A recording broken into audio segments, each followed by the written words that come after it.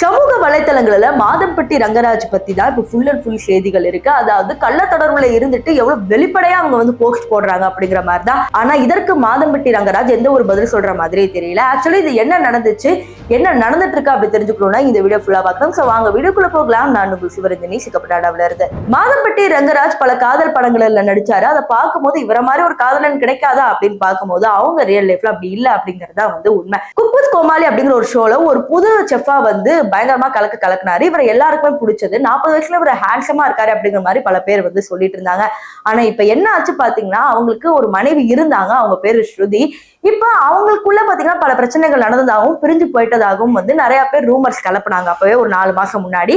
அதன் பிறகு பாத்தீங்கன்னா அவங்க மனைவி ஸ்ருதி ஏப்ரல் மாசத்துல ஒரு போஸ்ட் போட்டிருப்பாங்க, நாங்க குடும்பத்தோட நல்லாதான் இருக்கோம் அப்படிங்கிற மாதிரி. ஆனா அடுத்து வேலண்டைன்ஸ் டேன்னு ஒண்ணு வரும்போது பாத்தீங்கன்னா ஜோயல் அப்படிங்கிற இந்த பெண் அவர்கள் வந்து என்ன பண்றாங்க, ஸ்டோரி போடுறாங்க, மாதம்பட்டி ரங்கராஜ் வந்து எனக்கு ஃபிளவர்ஸ் கொடுத்தாங்க அப்படிங்கிற மாதிரி.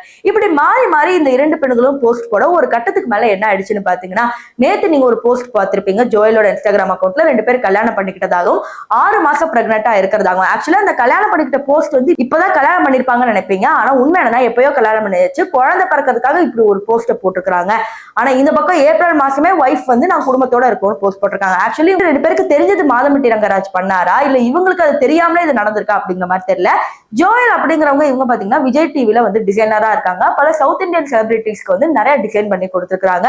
அப்ப குக் வித் கோமாளில பாத்தீங்கன்னா மாதம்பட்டி ரங்கராஜுக்கு full and full truck selection பண்றது இந்த ஜோயல் அப்படிங்கிற இந்த பெண்ணு தான். அப்படி இருக்கும் போது பழக்கம் ஏற்பட்டு அது கள்ளக்காதலா மாதிரி இவ்வளவு தூரத்துக்கு முடிஞ்சிருக்கு அப்படிங்கிற மாதிரிதான் மக்கள் சொல்றாங்க.